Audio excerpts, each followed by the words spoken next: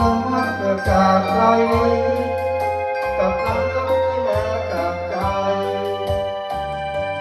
ใช่ที่นะก็เราใช่รักคู่กันจึงต้องมีอันทำให้คำแปรไปแล้วจะต้องสร้างตัวเสียเหลือใดถ้ารู้ถ้าเนื้อใครจับใจเลิกไปไทย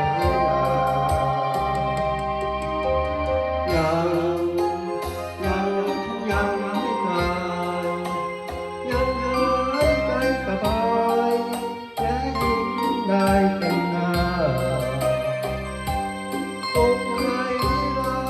หัวใจอยู่ทุกเวลาอยู่เป็นตุ๊กตาให้สมน้ำหน้าอีกคราวปล่อยฉันเก็บความสงสารคืนไปแต่ถ้าจะให้ฝากไว้ก่อนความสำคัญ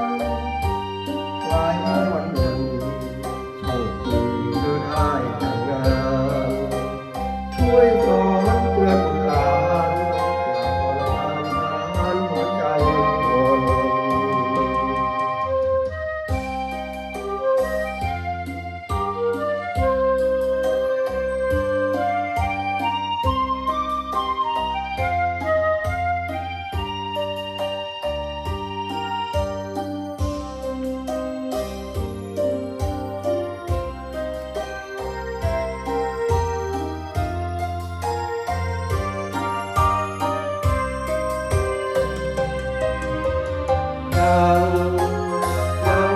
ยังไม่ตาย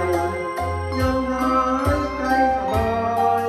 และยิ้มได้เต็มหน้า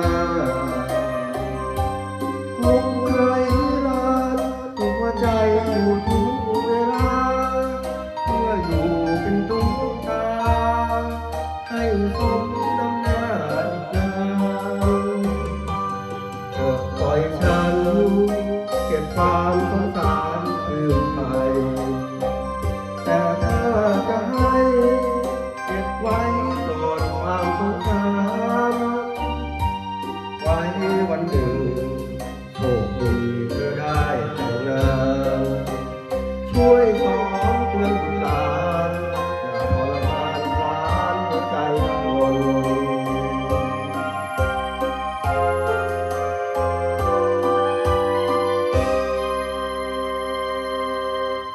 ขอบคุณครับสำหรับเสียงปรบมือ